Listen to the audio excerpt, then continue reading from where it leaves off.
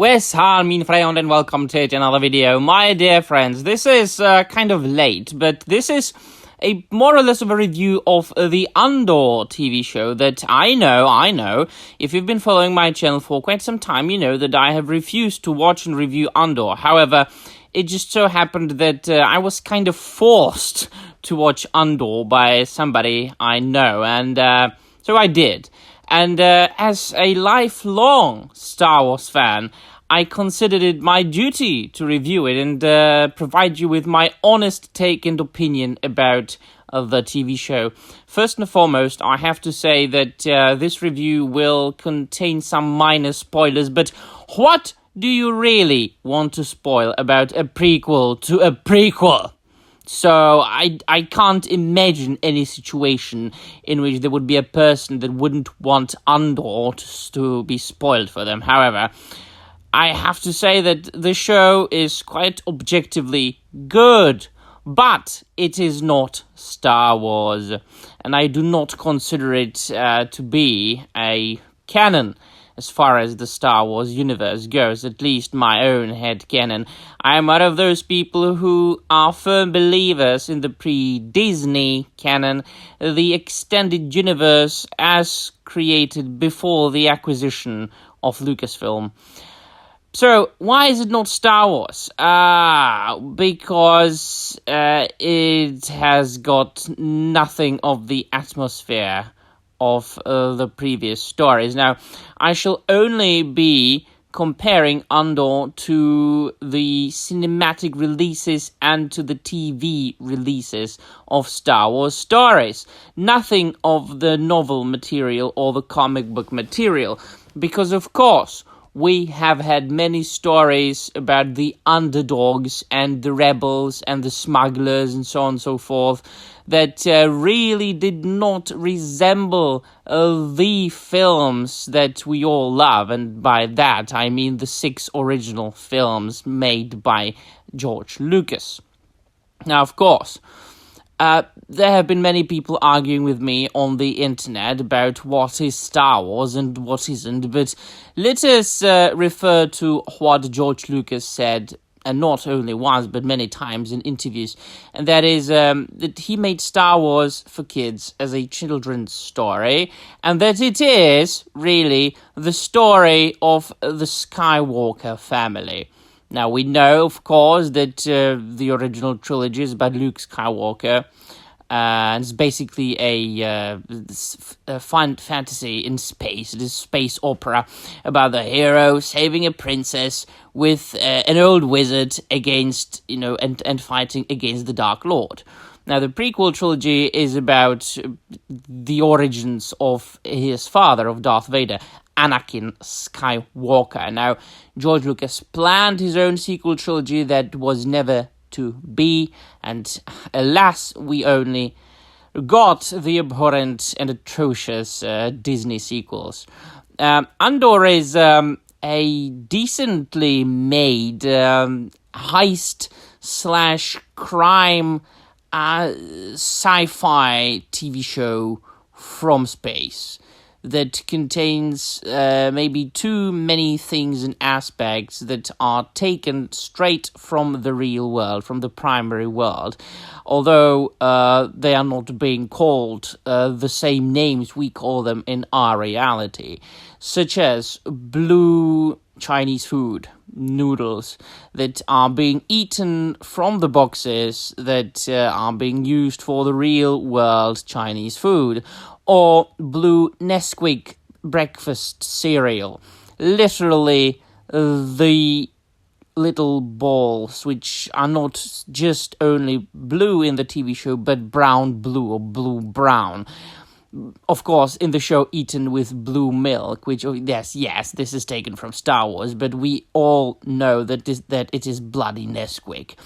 In the very first episode, there is a scene from a brothel.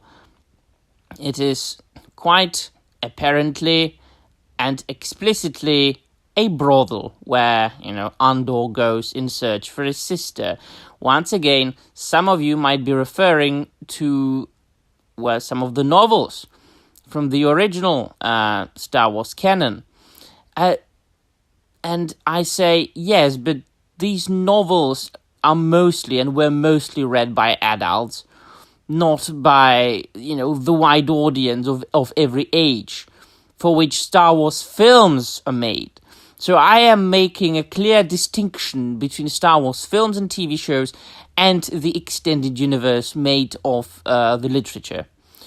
So as far as the atmosphere goes, it really does resemble kind of, for example, the Han Solo trilogy, the book trilogy that I have read many a time and that I do enjoy. But once again, we have to make the distinction between the books and the films. One thing that I want to say about the show is that it's got a very, very, very slow start.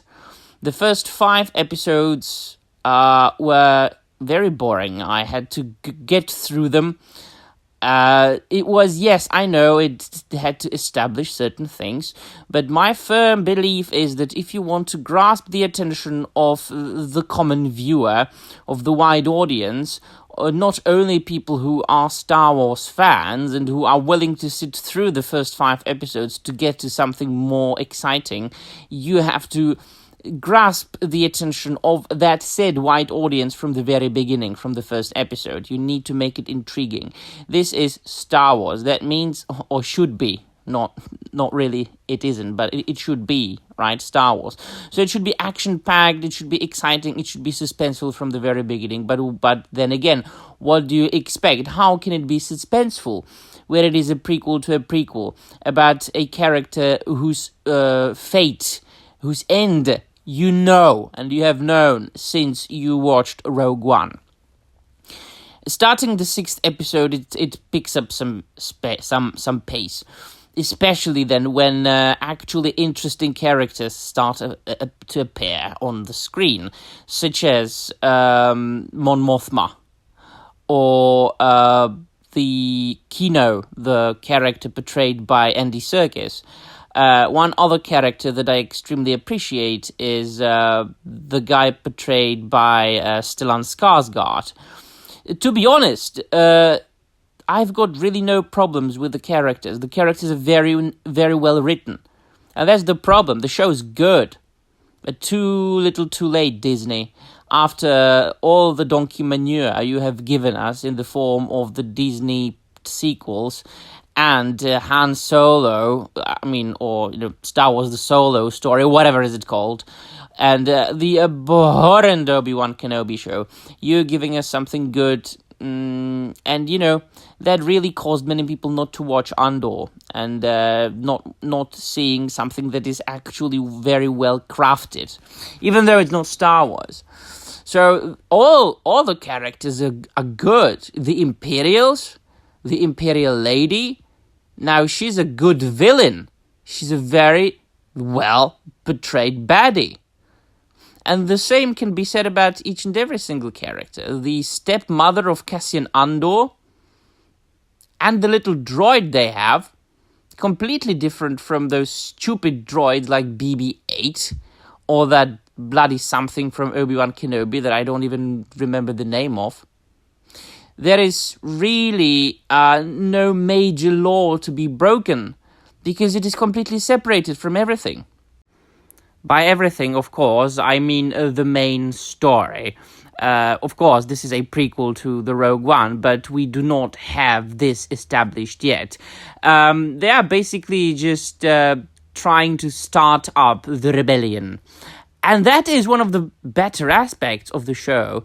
I do appreciate seeing Mon Mothma trying to start the movement along with the characters portrayed by Stellan Skarsgård, and then there is Saw Gerrera as well. I don't know what you think about the fact that they actually made the Empire be more aggressive. But it is an interesting concept. It's an interesting idea to make the Empire do something more drastic and act more actively in order for the rebellion to arise. I don't know what you think about this, but I think it's not that bad of a concept there. So all in all, I do consider it a very well-made show, very well crafted. The acting is good. The special effects are very good. CGI is great. What I really think, however, is that this is not Star Wars. There are too many things that resemble the real world. It is clear that the showrunners and the directors and the writers did this on purpose. I do not like the creators trying to make sci-fi and fantasy closer to the real world. It is absolutely wrong. This shouldn't be happening. Fairy tales, fairy stories like this should be as much separated from the primary world as possible, and it is definitely not Star Wars. It is not a part of the original canon. It is not a part of my head canon. I am rating this only as a standalone TV show that is a heist/action crime sci-fi. So yeah, what do you think about it? Let me know in the comments down below. And that will be all. Thank you very much for watching, and I'm out of here.